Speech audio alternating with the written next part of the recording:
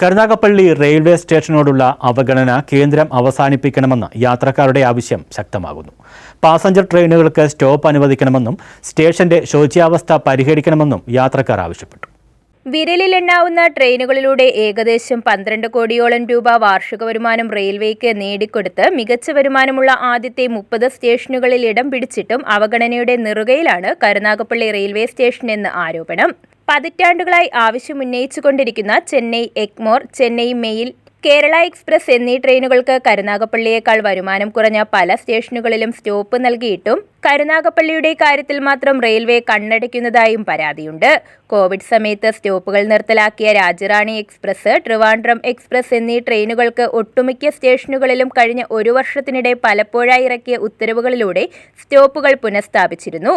കഴിഞ്ഞ ദിവസം ദക്ഷിണ റെയിൽവേ ഇറക്കിയ ഉത്തരവ് പ്രകാരം ഈ ട്രെയിനുകൾക്ക് ശേഷിക്കുന്ന സ്റ്റേഷനുകളിലെല്ലാം സ്റ്റോപ്പ് പുനഃസ്ഥാപിച്ച് ഉത്തരവിറങ്ങിയെങ്കിലും കരുനാഗപ്പള്ളിയെ മാത്രം ഒഴിവാക്കി.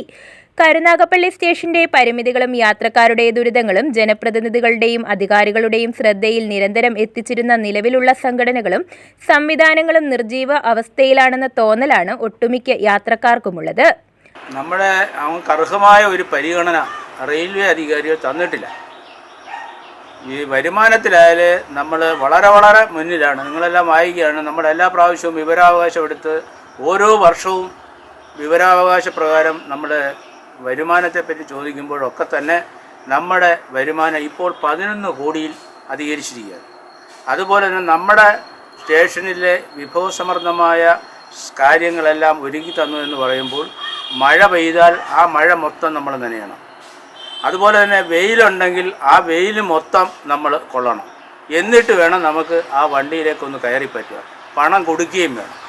ഇത് ഒരു സ്ഥലത്തും ഇല്ലാത്ത ഒരു സംഭവമാണ്. കേരളത്തിലാകമാനം ഇത്രയും പ്ലാറ്റ്ഫോം ഷെൽട്ടറുകളുടെ അവഗണന നേരിടുന്ന ഒരു സ്റ്റേഷൻ മറ്റൊരിടത്തും ഇല്ല.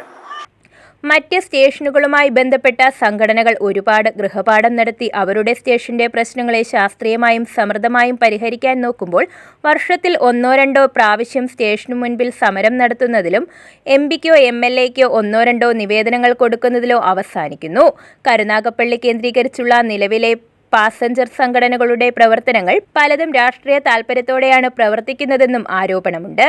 ലൂപ്പ് ലൈനിന്റെ പ്രശ്നം കാണിച്ചാണ് വടക്കോട്ടുള്ള സൂപ്പർഫാസ്റ്റ് ട്രെയിനുകൾക്ക് സ്റ്റോപ്പുകൾ നിഷേധിക്കുന്നതെങ്കിൽ ലൂപ്പ് ലൈൻ പ്രശ്നമില്ലാത്ത തെക്കോട്ടുള്ള പാതയും പ്ലാറ്റ്ഫോമും ഉണ്ടായിട്ടും തിരുവനന്തപുരം ദിശയിലേക്കുള്ള ഒരു സൂപ്പർഫാസ്റ്റ് ട്രെയിനിന് പോലും സ്റ്റോപ്പ് നൽകുന്നില്ലെന്നും ആരോപണമുണ്ട്.